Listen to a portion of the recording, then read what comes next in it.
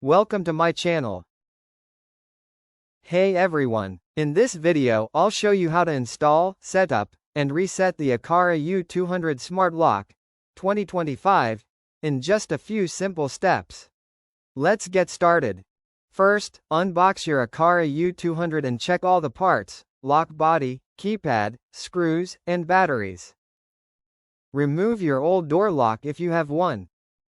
Now, place the U200 lock body into the door hole and align it properly.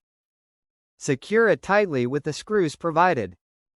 Next, open the cover and insert the required batteries. Download the Aqara Home app on your iPhone or Android. Open the app, tap the plus sign, and select Aqara U200. Follow the on-screen steps to pair the lock with your phone. Once connected, set up your unlock methods, like fingerprint, PIN code, NFC, or the app itself. Finally, test the lock by locking and unlocking. Everything should work smoothly. To reset your Aqara U200, open the battery cover, then press and hold the reset button for about 10 to 15 seconds until the indicator flashes and you hear the reset sound. Now your lock is back to factory settings. And that's it. Your Aqara U200 is now installed, set up, and ready to use.